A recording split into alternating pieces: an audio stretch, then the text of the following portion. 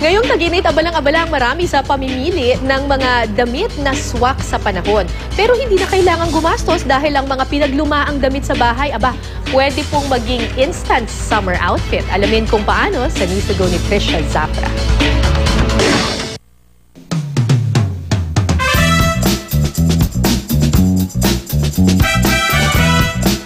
Aminadong shopaholic, kaya si Kai ayaw magpahuli sa mga usong fashion statement. Ang kaso, sa sobrang dami na nga po ng damit ko, hindi ko na talaga alam kung saan ko siya ilalagay or anong gagamitin ko kasi paulit-ulit na lang. Payo ng isang eksperto, kung di nyo pa kayang i-let go ang sobra-sobra o napaglumaan ng damit, why not customize it? At ngayong tag-init, pwede raw i-transform ang mga yan into summer outfit.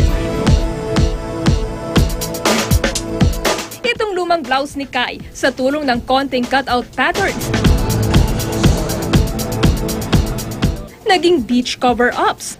Ang napaglumaang damit naman ng iyong tatay, kuya o boyfriend, pwede rin gawing sleeveless vest na bagay ternuhan ng maong pants na ginawang beach shorts. Konting mix and match lang at pwede ka nang rumampa under the sun. What you could do na lang to own the style of the shirt is to cut na lang the sleeves. So medyo vest siya. So para kahit medyo loose siya, you can pair it with shorts or a nice skinny jeans. Ang mga tinapas na tela, maaaring gawing summer borloloy, gaya ng summer necklace at bracelet. I always tell people that whenever they buy something, make sure that you buy something na magagamit mo paulit-ulit.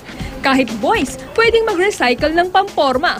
Ang long sleeves at t-shirts, tanggalan ng manggas, pwedeng maging sando o tank top. What I suggest is, gumawa ka lang ng maliit na butas, tapos from there, you work your way around. At para di mahalata ang pagkakagupit, i-stretch and fold ang pinagtabasan. Kung may lumang polo shirts ka naman, gupitin lang ang collar nito, may t-shirt ka na. Anumang panahon, pwedeng maging in sa fashion basta paandarin ang pagiging malikhain. You can turn it into something better, something more useful for you. Trisha Zafra, GMA News.